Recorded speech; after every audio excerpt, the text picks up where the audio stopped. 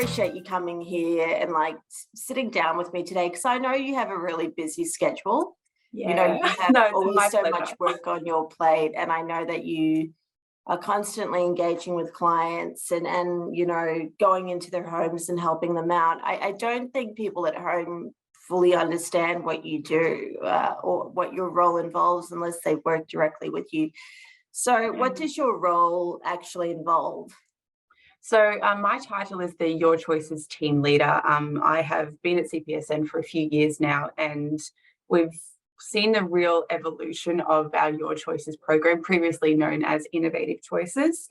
And we have within our team, me as a team leader, we've got client liaison coordinators and a service administrator. We go into our clients' homes, we get to know our clients and their families, and really importantly, we get to understand their lives and where we can fit into it with providing, you know, lots of support in the form of support workers, in the form of, you know, friendly ear, in the form of, you know, just everyday conversations. And we get the privilege of being invited into people's homes and lives to work with them so that they can meet every goal that they've set for themselves, you know, short term, long term. And we get to be a part of that journey, which has been a wonderful, wonderful privilege, like I said. And I guess that's kind of different because, you know, I have been on NDIS and I've worked with I've had my plan with different providers, and I know other friends with disabilities who've had their plans with different providers, and there's nothing really like that. I mean, I feel like other providers, you know, there's this thing where you go on a website, you pick your own support workers, and you never really see the people doing the work behind the scenes, you know. So if you have an issue, it's sort of all on you. Exactly. You feel that? Yeah. I feel like that happens so often. You're right. There's so many providers that are, you know, that's their model, and that might work for a lot of people. They just need to just go online, pick someone who's going to be like, I need you tomorrow, or I need you for a few weeks. And that's absolutely fine for us. And for a lot of the people out there that we've been meeting and who've come on board to join Your Choices, we know that having someone really, really understand and have that investment into your needs, your goals, your life has been really beneficial. We want to run it a little bit differently to a lot of the other providers. And like I said, it might not work for everyone, but we know that the people who come to us want someone who's going to really understand what they're wanting and really work collaboratively with them. And that's been a huge focus of our Your Choices program, just that collaboration. And that's where we wanted to put the focus onto asking what our client needs, rather than just saying, here is what we've got, take it or leave it. We've got a really dynamic program that we can really tailor to all of our clients. It's a really very individual process for our clients, and they get to make it their own. And what do you find most people are typically looking for by the time they get to you? Well, we get kind of a mix. We get people who just need a support worker, and so our intention is to match them with a support worker that's going to really, they're going to click, they're going to be together, working together for quite some time, rather than sort of that rotating agency style. CPSN really pioneered bringing someone from your own network and us being able to employ them. And that's something that we continue doing now. So we love when people, you know, don't necessarily know where to start, but they've got, you know, a friend, or, you know, they've got their like hairdresser's cousin who they've known their whole life, or they've got along really well with, and really feel that trusting relationship, and they'd like to move into that formalized support as well as, you know, continuing their friendship outside of that. And we can work with them to onboard those people, or, you know, it's a really quite unique. There's not many providers who run that sort of model. And the flip side of that is we can source support workers for clients if they're needing that, coming in not knowing what they need. We work with them really closely based on, like I said, their goals, you know, what their own schedules look like. You get to set your own roster if you want, or we can schedule it for you. It's very, very flexible. Like I said, you come to us knowing exactly what you want and we can apply it, or not knowing everything that you could possibly access, and we can just tailor it as we go. Yeah, I think that's a really good point, because just listening to you say that, like, it brings back memories when I've been on the member services side of things and we're taking inbound calls, and Yeah. we get calls from people where maybe they want someone who speaks their language, literally. And I don't Yep. mean that like a pun, I mean literally speak Yeah. their language. There's a significant cultural barrier, and they're Yeah. standoffish about having a stranger come into their Yeah. home, and they want to keep that familiarity, Yep. I know we had a colleague whose family had a genetic condition that ran in their family that was very similar to CP. And Mm. for her dad, who had the condition, the big issue was he doesn't want someone who doesn't speak his language coming into Yeah. his home and helping him go to the bathroom. It's already Yeah. impersonal enough. And I think that's very true. Like, if you're going to be spending, and I say this as someone who has a disability who uses the NDIS myself, if I have to spend hours of my day with someone, I want to get along with them. I want to feel comfortable Absolutely. with them. And it's a big factor there. Yeah. Have you ever had an instance, for example, Olivia, where, say, for whatever reason, the support worker and the client aren't vibing, and how do you handle that? Yeah, it absolutely happens. We have that in all relationships in our life, working, personal relationships, where it could be a season of where you are, where they are, it's just not aligning. For us in Your Choices, we like to really be, like I said, quite dynamic with our clients. And if things aren't working on the clients and support workers end, we really assess the individual needs. And if it's just not going to be a continued working relationship successful for all parties, we look at moving that support worker onto another client who's going to be really matched well, and getting more supports into that client, so that they know we're ready to work with them and we're constantly evolving on what their needs are and what we can provide. So it's always there's lots of moving parts, and we like to make sure that our clients feel we're listening, and so we can look at matching them with other support workers as well. I just want to go back to your point as well. That's something that we've been really focusing on, is really wanting to expand our knowledge and understanding of what people's intersecting identities. And yeah, people come to us primarily because they have CP, they've got a light condition, and they need supports. And it's absolutely our job to educate ourselves and to be listening to the people who come to us. And like you're talking about, people who literally speak the same language, who have the same cultural background or identities, who are going to make us really standing out and making sure that, not just for the name of it, but for the actual practice of us, making us culturally safe, making us a place that's going to put confidence into lots of different communities, knowing they're really great at A, B, and C, they really understand this. And it's something that's really big focus for our team. Being a frontline team, we want to make sure that we are doing the work to be putting that confidence into the lots of different communities out there, to know that they can come to us. I think the other thing is, like, having a disability can be at times isolating. And one of the things, and it's overwhelming, the NDIS is overwhelming. So you're in this isolating situation, and then you've got to deal with the bureaucratic side of things. I think one of the things about CPSN is it's sort of like this house with all these services underneath it. So last month I was talking to Brian, and he does support coordination. There's many times you deal with Brian or another member of the subco team. If you've got the same client, you can juggle all those needs. I know that recently you helped get some clients into a new housing situation, a sales situation, and things of that nature too. So that also falls under your domain, and that's pretty unique in the program as well.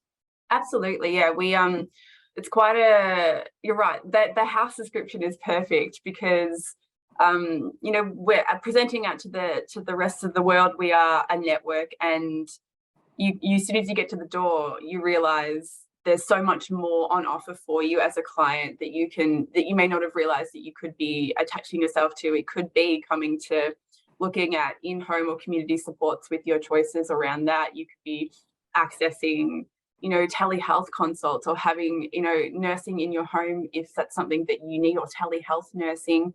You can look at support coordination. You can look at joining group activities of all different sorts. We've got so much on offer for people who want to come to be in a community, and it goes back to you've got your tailored experience, and that could be just within one service, or you could be accessing multiple services, and you've always got someone who it's not in isolation. It's all very much work together. Yeah. Yeah, I love that. The house one is perfect. I really like that. It's a house. Yeah. It's a home. But I think the other Yeah. thing is, I mean, you mentioned something there, and I think what it dates back to is that we started off as a support group for parents. So there's always that guiding ideology. And you and I have worked here for about the same time, 3 or 4 years. And we've seen changes come and go. And you mentioned one of them, which is that now, in addition to support workers, we're in the process of offering in-home nursing, which is crucial because sometimes we have clients who have far more complex needs where a standard support worker just doesn't have the skill set. So tell me more about that, because I'm still wrapping my head around that one. Well, we've got, you from the basic, from when you get a plan, it's standard or it's high intensity. It's very much like that binary there. For us, when we've got people who come to us with whatever it might be under those high intensity, complex skills or care needed, we issue specific training to all of our support workers who work with a high intensity client, very specific to that client. So it's sort of not, it's not like a blanket, you just go and learn everything and just sort of hope for the best. It's very much like, what does this client need on a day-to-day basis? We're going to make sure that the support workers we're sending in there have that exact training. So it might be things like, peg feeding. It might be things like mealtime management. The support workers that we send to you, if you have those requirements, will have that training. And we have our nurse, Amy, who will do that assessment as well. So it's not only just like an online click, it's followed up by our nurse, Amy, who will make sure that you're feeling confident and competent as a support worker, so that you're feeling confident as a client, knowing that the people supporting you have people supporting them as well. Yeah. And I think that's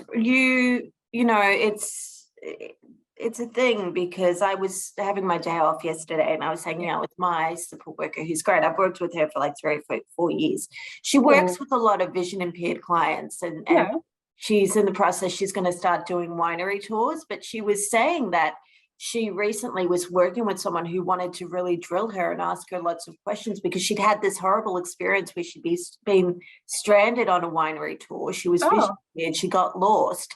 And I think those are examples of where you really need a trained support worker who gets your individual disability, how it applies to you, so you don't have that horrific experience or anything like that. That's exactly right. Oh my goodness, you've got those examples, and they're very common, those sorts of things, when you have people who work with you who maybe have read a one-page document, or the other thing that we really like to alleviate is for clients to have to explain themselves over and over and over again, taking someone through your medical history, someone through all of your history of what your needs are, rather than having to do that on a consistent basis. You've got your support worker who's known you, you've got a support worker you've known for years. That's our intention. That's what we want to do, those kind of matches, so that you're not having to be burdened with that all the time, because from clients' feedback, we know that that's something that's a real big frustration. It's a thorn in the side. It's also sometimes precluding people from taking on new supports, because it's just, for them, it's exhausting.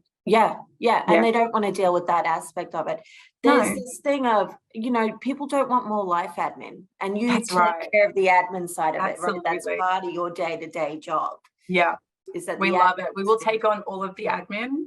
We want to make sure that people aren't, it's such a burden. It's an unnecessary burden. And you mentioned it before about trying to navigate NDIS and all the bureaucratic nonsense that comes with it, it's put in place, and sometimes we don't know why, chasing our tails around when it comes to NDIS sometimes. And it's a burden shared, really. It's something that we want to try and absolutely alleviate from our clients, because sometimes things are hard enough when you're trying to access your supports that you need, all the services that you would like to be accessing. And so if we can take one thing away from you, and that's the life admin, that as long as we are working collaboratively, you're happy for us to take it, we'll take it. And when we talk about burden shared and your choices concept, I mean, it's everything from processing the timesheets to NDIS pre-planning for people who still to this day have not set up their NDIS plan. We walk them through that. It's all of those things, right? Absolutely. You can come to the door knowing exactly what you need. You come to the door with your plan in your hands, having not accessed any services yet. You've got the people on the other end. You've got, you know, your choices being the, you know, looking at in-home supports. You've got support coordination. You've got the pre-planning. You've got the nursing. You've got all of these things that you can access. And even if you don't need them, someone can guide you through, and you can pick and choose what you need and start building your service and your program from there. Yeah. What do you think it is for you? Because we've got, you know, we've got an interesting mixed bag of people at our work. You know, 40%, but I think our staff have lived experience like me. They've got CP. We're all a mixed bag. None of us are quite the same. But what do you think you get out of the job? I've had excuse me, I've had a really cool journey of where I've been. You know, I started at CPSN as a support worker and made that journey into being a CLC, and then moving into that sort of that team leader role as well. It's been incredible being able to see all different aspects of our organization and the services that we can offer, and being able to practically offer them to clients and see the benefit of it. Like, I've been able to work with a really great team who get to be doing some really personal, empowering work. And you mentioned that we've got a lot of people who have CP, and so we get all these wonderful stories and feedback. So a CLC in our team, she has had a number of conversations recently where she's speaking to young adults and you know, someone in their late teens, and she was saying that she's the first person they've spoken to who has CP as well. And the benefits and the wonderful outcome of that is that representation is so very important. So for young people, especially, to see, you know, another young woman who is there to support them. You know, this one person who's come to us from the expo recently had never really spoken to anyone, never connected with other people with CP, and to have our Lizzie on the phone with her was just, it was delightful. She was delighted. She's now tapped into our community. She's going to be joining in group activities. She's going to be in the support groups. Like, it's just, it makes a massive Which is something else we offer, support groups. That's exactly right, the support groups, exactly. And they are so important. They're so important because you get people like these, you know, these couple of young people who have just come to us recently who have never been tapped into that network, to that community.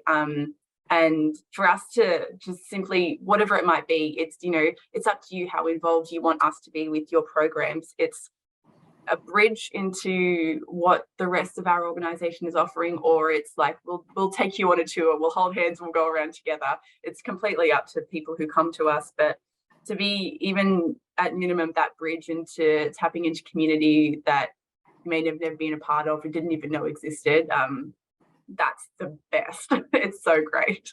And I think that's the thing, because one of the things the NDIS still to this day gets heavily criticized for, and something that flags a lot of caution and concern with people, is this idea of, I don't want to be treated like a number. That's right. And I don't want to have to speak to someone on the other end of the phone who I know for a fact doesn't get what I'm going through. Yeah.